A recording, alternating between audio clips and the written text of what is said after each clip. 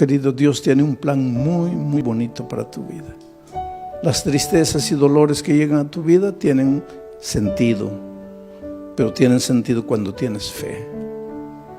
Hace muchos años atrás, en la ciudad de San Pablo, los jóvenes de una iglesia fueron a participar de un congreso en el sur del país. 40 jóvenes, miembros del coro de la iglesia. Y el sábado en la noche, terminado el congreso, regresaban para San Pablo. Y el ómnibus se chocó. Sabe que los jóvenes venían cantando himnos, los himnos del coro. Venían cantando en el ómnibus y el ómnibus se chocó contra un camión cargado de fierro de construcción. 22 jóvenes murieron.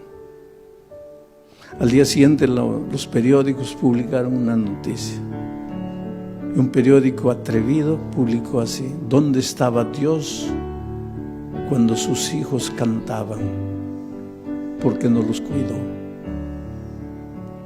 Es que el dolor es un misterio, ¿sabes?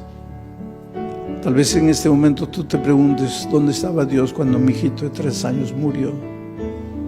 ¿Qué culpa tenía mi hijito para morir como murió de leucemia? ¿Qué mal había hecho? Es que no necesitas hacer mal para sufrir. El diablo se deleita en hacerte sufrir. Pero el dolor es como el fuego sobre el oro: o te purifica o te destruye.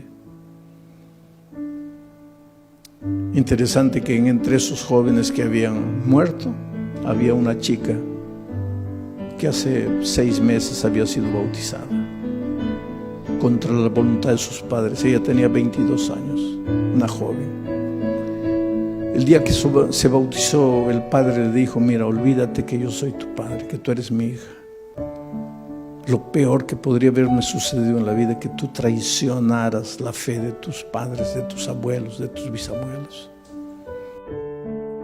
Pero la niña no había conocido solo la teoría del Evangelio, sino que el Evangelio se había hecho carne en su vida, de tal manera que ella se volvió una hija tan dulce, tan cariñosa, pero la madre y el padre nunca aceptaron el calor, el cariño, el amor de la hija.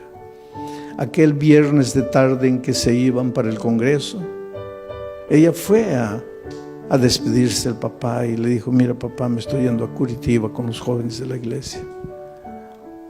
Y él le dijo: ¿y qué me avisas a mí? Tú no haces lo que te da la gana, tú no te metiste a esa iglesia, tú no te bautizaste. ¿Y qué vienes a avisarme que te vas? Tú siempre haces lo que te da la gana, vete a donde quieras. Y ella le dijo: sí, papito, pero yo vine a darte un beso, me voy. Y cuando se acercó para besarlo, el padre retiró el rostro y dijo: no quiero nada de ti. Y en el camino de vuelta, la niña muere. ¿Sabes que los hijos de Dios también morimos en accidentes? Entonces, cuando te pasa un accidente, no digo: ¿dónde estaba Dios? Dios está en el mismo lugar. Jesús dijo que cuando la lluvia cae, moja a los justos y a los injustos. Y cuando el sol sale, alumbra a los justos y a los injustos. Estamos en un mundo de dolor. Ese padre hizo tanto escándalo en la iglesia, ¿sabes? El día del sepultamiento, 22 cajones estaban ahí. Y mientras sepultaban a los jóvenes sobrevivientes que habían salido del accidente, cantaban. Sus amigos estaban siendo enterrados y ellos cantaban, lloraban. Las lágrimas caían, pero cantaban. Lloraban porque tenían tristeza. Cantaban porque tenían esperanza. Es que los seres humanos que aprendemos a confiar en Cristo, somos capaces de cantar en medio del dolor. Mientras que el padre estaba destruido ahí, ¿sabes? Y cuando llegó el momento del bajar el cajón de la hija, él se arrojó y decía: entiérrenme con ella, quiero morir. Y abrazando al cajón le decía: mira, hijita, el viernes me quisiste dar un beso y yo no sabía que era el último beso y te rechacé. Por favor, perdóname. Quiero morir, quiero morir, quiero morir. Fue una escena triste, dramática, cuando sacaron al padre, terminó el entierro, todos se fueron. El hombre se quedó solito junto a la tumba de su hija. Y la mejor amiga de su hija, que salió viva del accidente, que fue justamente la que la llevó al evangelio, al conocimiento de la palabra de Dios, ya cuando se estaba yendo, volteó y vio que el papá de su amiga estaba ahí junto a la tumba y dijo: voy a volver. Yo sé que él no quiere hablar con nadie, pero voy a volver. Y volvió. Y se paró junto a él. Y él la miró: ¿qué quieres? Le dijo: mire, su hija va a resucitar. ¿Qué? Su hija va a resucitar. ¿Cómo va a resucitar? Porque la palabra de Dios dice, y te voy a leer aquí, porque él le había dicho: yo no entiendo, yo no los entiendo a ustedes. Ustedes son locos. Yo estoy aquí destrozado, mi hija muerta, y ustedes cantando. Ustedes son locos. Ustedes no tienen sentimiento. Y pues la chica le dice: sí, señor, pero usted se dio cuenta que nosotros no solo cantábamos, también llorábamos.